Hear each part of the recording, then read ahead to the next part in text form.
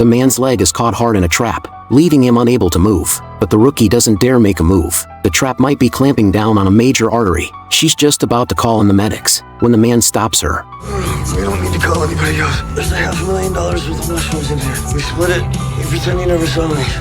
Everybody wins. The male rookie doesn't believe a word he says. He thinks the guy is an undercover agent, testing the newbies. Ignoring the warning, he forcefully pries the trap open himself. The poor man gets clamped again for no reason. The rookie rushes in to stop the bleeding and calls for medical support. The male rookie just stands there, helpless and awkward. This is the most heartbroken wife ever. She lives with years of abuse from her husband, always staying quiet and swallowing her pain.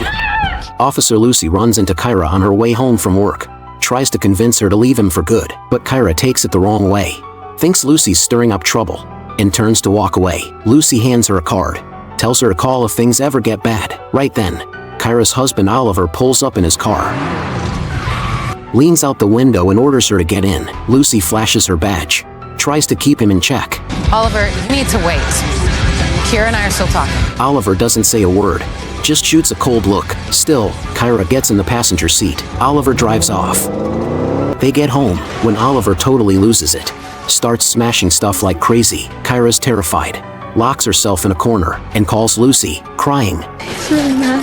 Before she can say more, Oliver storms over, sees her on the phone, and starts beating her up. Lucy senses something's wrong, jumps in the car and rushes over. When she gets to the house, she kicks the door wide open. Oliver's got his hands around Kyra's neck. Lucy yells at him to let go. He finally backs off, then turns on Lucy. Lucy puts her weapon away and strikes first. But Oliver uses his strength and grabs Lucy's head, slams it hard. Still, Lucy's trained in takedowns. Kicks Oliver down in one move, pulls out her cuffs and locks him up. Just as she's about to take him to the station, Kyra suddenly points a gun at Lucy from behind. Lucy is stunned.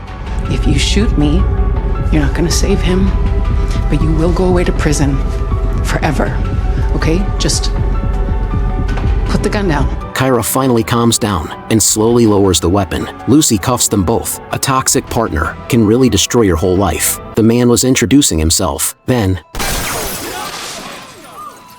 he forgot to put the safety on his gun. Didn't even finish his intro before he was out of the job. But Katie was different. She knew all kinds of guns like the back of her hand. To save just half a second, she even kept a bullet ready in the chamber. Tim later found out Katie was a recently retired Special Forces soldier. No wonder when the man's gun misfired, she instantly switched into combat mode. Tim decided to set up a special training plan just for Katie. Their first case was a jewelry store robbery. The front door was locked, so they drove into the alley to go in from the back. While grabbing gear, Tim asked her what to do in this kind of case. Katie quickly gave a solid answer, but accidentally called back up the wrong word. Just then, the alarm went off and two robbers ran out. Things got tense.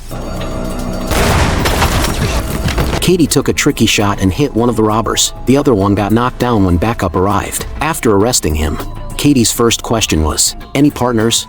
But Tim reminded her, after catching the bad guy, first thing is first aid. Sorry, break. Seems like Katie still had some soldier habits. To help her feel more at ease, Tim bought her a coffee and even let her drive the police car. Even the paperwork at the end of the day, Tim filled it out himself. Isn't that a rookie's job? Lucy grumbled. When I first joined, you took my gun when I went to the bathroom. Why so nice to Katie?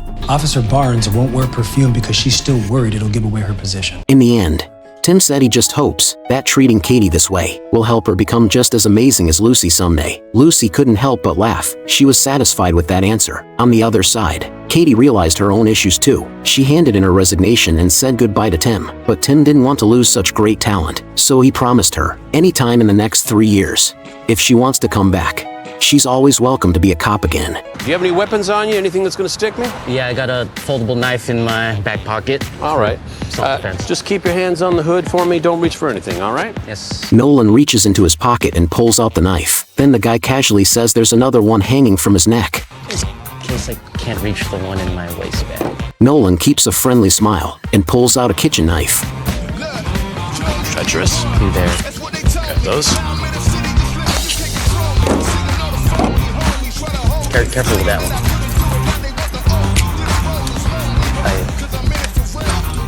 He thinks he's finally done, Anything else I'm missing?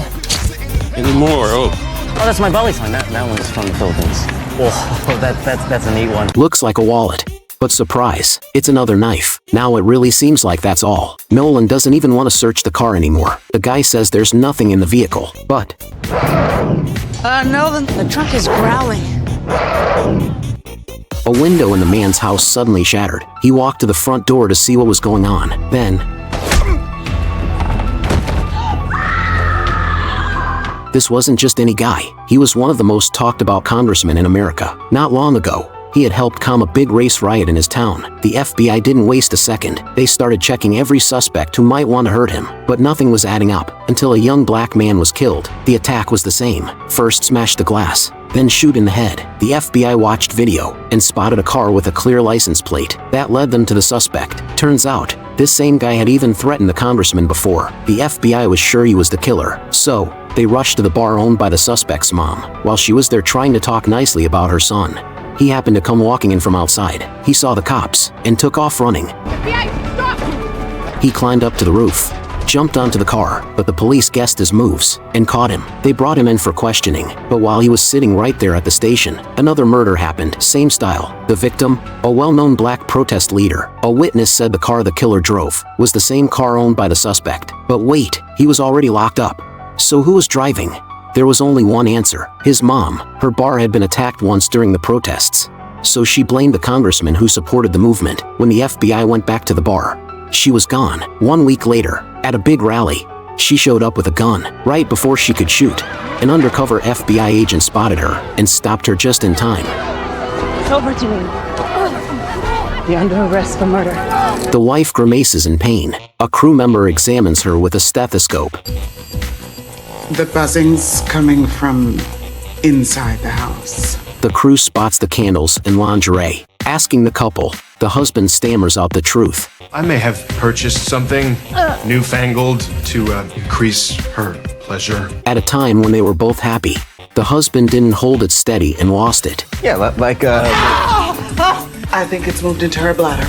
She needs to be taken to the hospital to have it removed. The firefighters comfort the embarrassed couple, saying this happens all the time. The husband sighs he just wants to make her happy. What was supposed to be a romantic night turned into an unforgettable disaster. Next time, maybe he'll remember to get a better grip. A man was trying to sell a guillotine. He decided to stick his head under it to show how it works, but his head got stuck and he couldn't pull it out. Luckily, the blade wasn't sharp enough to cut his carotid artery, but it still caused serious tears, so he needed to get treated right away. The firefighters tried to lift the blade, but they found it was stuck and couldn't move. They had to use tools to force the blade open, but the man said he had paid a lot of money for it and didn't want them to take it apart. The firefighters didn't care about that. They first used a spacer to widen the gap, then they pulled the stuck blade up, and the man was saved.